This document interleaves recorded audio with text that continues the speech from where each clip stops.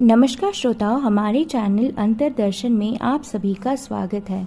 मैं आज दादाजी के चौपाल से बड़े डॉक्टर साहब भाग 2 आप लोगों को सुनाने जा रही हूँ। पिछले भाग में आप लोगों ने सुना कि योगेंद्र माधव जी की तबीयत दिन ब दिन बिगड़ती जा रही है और घर में हाउस फिजिशियन लाने की बात चल रही है। उससे आगे की कहानी जानिए। एक दिन प्रवीण का बेटा प्रशांत के दोस्त उदय घूमने आए तो योगेंद्र माधव जी को कहने लगे, पाए लागू दादाजी। ऐसे में योगेंद्र माधव जी कहने लगे, तुम कौन हो? जवाब में उदय कहता है, मैं प्रशांत का दोस्त उदय हूँ, कौशल जी का बेटा। बातों बातों में योगेंद्र जी अपने नियम के अनुसार पूछने लगे, बेटा तुम क्या करते हो? जवाब में उदय कहने लगा, जी अभी तो मैंने 12वीं के एग्ज़ाम दिया है, रिजल्ट नहीं निकला अभी तक। ऐसे में योगेंद्र माधव जी कहने लगे, अच्छा तुम हमारे प्रशांत के साथ ही 12वीं के एग्ज़ाम दिया है ना, तो अब क्या करना है? जवाब में उदय कहता है, सोच रहा हूँ बीएससी नर्सिंग में एडमिशन लूँगा। इस वक्त में एक पॉलीक्लिनिकल के टेम्पररी बेसिस में नौकरी कर रहा हूँ। रिजल्ट निकलते के बाद कॉलेज में एडमिशन लूँगा। योगेंद्र माधव जी अपने विचार व्यक्त करते हुए कहने लगे, नर्सिंग में बीएससी करके क्या फ़ायदा होगा? तुम डॉक्टर की पढ़ाई क्यों नहीं करते? जीवन में बड़े से बड़े डॉक्टर बनो, एमडी बनो, यह नर्सिंग वगैरह में काम भी क्या ही होगा। जवाब में उदय कहने लगा, दादाजी डॉक्टर की पढ़ाई करने के रास्ते इतने आसान नहीं हैं। पहले तो साइंस बायोलॉजी लेकर 12वीं में 90% अंक लेने होंगे, फिर कंपटीशन में बैठना होगा, 2-3 साल ड्रॉप करने के बाद कोचिंग लेने होंगे, फिर एग्जामिनेशन में 15 से 16 लाख बच्चों के बीच में अगर अच्छा मेरिट मिला तो सरकारी कॉलेज मिल जाएगा। अगर सरकारी कॉलेज नहीं मिला तो प्राइवेट कॉलेज, जहाँ पर लगभग 80 से 90 लाख रुपए खर्च करने होंगे। 5-6 साल की पढ़ाई करके तब एमबीबीएस डॉक्टर बनेंगे। उसके बाद फिर ड्रॉप करके कोचिंग लेना होगा, फिर कंपटीशन में बैठना होगा, तब लाखों बच्चों के भीड़ में अगर अच्छा स्कोर मिला तब जाकर एमडी के लिए एडमिशन मिलेगा, वहाँ भी कोई एक विशेष विषय में। हमारे पास इतना सारा पैसा कहाँ से आएगा? हम लोग गरीब हैं। जब तक ढेर सारे पैसे खर्च करके कोचिंग लेते रहेंगे तब तक तो मेरी बीएससी नर्सिंग के कोर्स कंप्लीट हो जाएगी। हम गरीब लोग कब तक घर में बैठे रह सकते हैं? हम थोड़े से संतोष करना होगा। इतने में प्रशांत उदय को कहने लगा, अच्छी बात है उदय, तू तो पॉलीक्लिनिकल में काम करता है, ऐसे में तुझे तो मालूम होगा कि कौन सा डॉक्टर कैसा है। असल में हमारे घर में एक प्रॉब्लम है। प्रशांत अपने दादाजी के तथा अपने घर की समस्याओं के विषय में विस्तार पूर्वक बताते हुए कहता है, अब तू ही बता कि हमें अपने घर के लिए कोई एक अच्छा हाउस फिजिशियन चाहिए जो हमारे तथा दादाजी का देखभाल कर सके। उनका जो भी फीस वगैरह बने हम लोग दे दिया करेंगे। कुछ देर तक सोचते हुए उदय कहने लगा, इस काम के लिए तो डॉक्टर भूषण ही बहुत है, एक और डॉक्टर सुधीर, परंतु भूषण सुधीर से भी सीनियर हैं, उम्र में भी 10 से 12 साल के बड़े हैं, और भूषण जी हमारे नज़दीक के हैं और बहुत अच्छे डॉक्टर हैं। डॉक्टर भूषण का नाम सुनते ही योगेंद्र माधव जी अपने नाक को भौंच कर रह गए और सोचने लगे, अरे यह भी कोई डॉक्टर है? अगर अच्छा डॉक्टर होता तो आज तक एमडी न बन जाता। इतने में उदय पूछने लगा, क्या सोच रहे हैं दादाजी? जवाब में योगेंद्र माधव जी कहने लगे, मैं तो एमडी के बाद सोच रहा हूँ।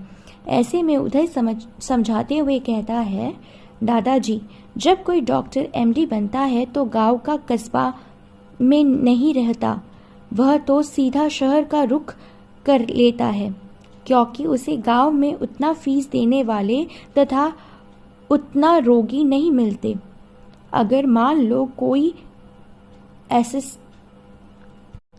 एनेस्थेटिक मतलब कि बेहोश करने वाला डॉक्टर है, उसका गांव में क्या काम? शहर में बड़े से बड़े अस्पताल में ड्यूटी करना होगा जहां ऑपरेशन वगैरह होता है, उसे वहां तनख्वाह ज़्यादा मिलती है। अब मान लो घुटने का दर्द ठीक करने वाले डॉक्टर गांव में कितने लोग उनके पास जाएंगे? अब मान लो कोई पागलों का डॉक्टर है, गांव में इतने सारे पागल कहाँ पर मिलेंगे? और एमडी डॉक्टर में एक खास विशेषताएं होती है कि जो नाक कान गले की स्पेशलिस्ट है, उन्हें आप कहेंगे कि मेरी पेट में दर्द हो रही है तो आपको देखेंगे नहीं, सीधा यही कहेंगे कि आप पेट वाले डॉक्टर के पास चले जाइए। अब मान लो कोई घुटने का दर्द का इलाज कराता है और कहेगा कि मेरी तो सिर में भी दर्द हो रहा है, तो सीधा यही कहेंगे कि आप लोग न्यूरोलॉजी के डॉक्टर के पास चले जाइए।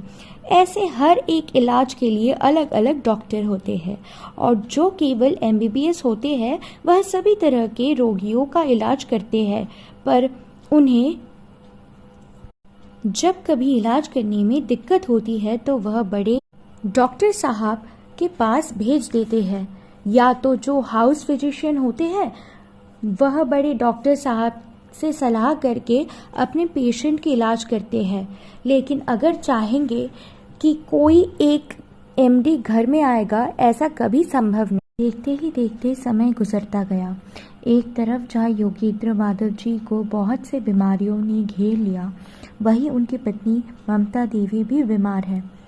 तो घर में इतने बड़ी परिवार में कोई न कोई रोज़ बीमार पड़ता है, जिनके दवा पानी का बंदोबस्त करना एक बड़ी चुनौती बनती जा रही है।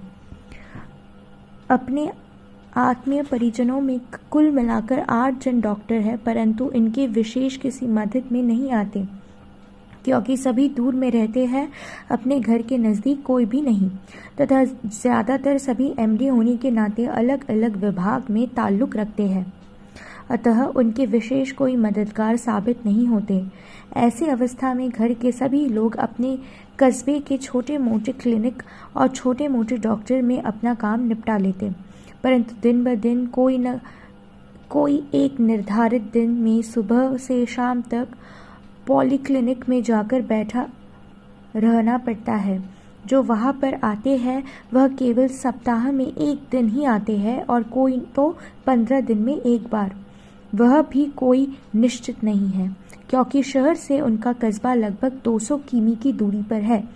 कभी डॉक्टर साहब के गाड़ी खराब हो जाती है, कभी उनकी पत्नी बीमार हो जाती है, तो कभी शहर में दंगा फसाद या किसी और वजह से रास्ते में अवरोध के कारण अपने पॉलीक्लिनिक में नहीं पहुंच पाते। ऐसी परिस्थिति में कभी कभी ऐसा भी होता है कि डॉक्टर साहब पहुंच नहीं। योगेंद्र जी के जैसे बहुत से रोगियों को घंटों इंतजार करना पड़ता है। उसके पश्चात शाम को यह बात सुना दिया जाता है कि आज डॉक्टर साहब नहीं आ पाएंगे, या तो कभी फ़ोन पर बता करके उनसे सलाह लेने की स्थिति के अलावा कोई उपाय नहीं रहता।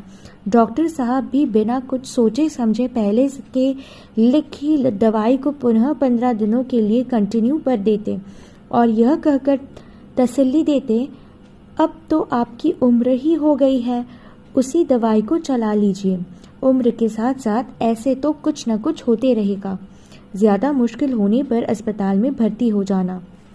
बड़े डॉक्टर अपने घर में बैठकर समस्या का निदान तो फ़ोन पर कर देते हैं, परंतु समस्या का समाधान नहीं होता। 1 महीने के लिए फिर से वही दवाई खरीद कर लेते और अपने मन को तसल्ली दे लेते। यह तो बड़े डॉक्टर की बात है, उन्होंने जो कहा वही सही है। असल में बड़े डॉक्टर साहब शाम को फ़ोन करके पता कर लिया कि आज कितने पेशेंट के नाम लिखवाए हैं। जवाब में पॉलीक्लिनिक वालों असिस्टेंट कहती है, साहब केवल 5 जन नाम लिखवाया है। यह एक एक करके सभी के नाम जान लेते हैं। अब भला 200 किमी की दूरी से 5 पेशेंट को देखने क्यों आएंगे? बरसात के दिन है, ऐसी अवस्था में कह देते हैं आज तो मैं ऑपरेशन में व्यस्त हो गया हूँ, उन्हें अगर बहुत ज़रूरी है तो परसों के रोज़ मैं सुंदरपुर में बैठूंगा, वहाँ पर आने को कह देना। यह तो उन्हें उसी पुरानी दवाई को कंटिन्यू कर दो। योगेंद्र माधव जी अपने आप को तसल्ली देते हुए कहते हैं, आखिर बड़े डॉक्टर है ना, इतनी दूर से कैसे आएंगे। चलो आज तो वही दवाई लेकर चलते हैं, अगले 15 दिन में जब आएंगे तब दिखा लेंगे। समापन। यहाँ पर मैं आप सभी से अनुरोध करूँगी कि आप लोग हमारे चैनल को लाइक करें, शेयर करें और सब्सक्राइब करें और ऐसे ही हमारे साथ बने रहिए अगले भाग के लिए। धन्यवाद।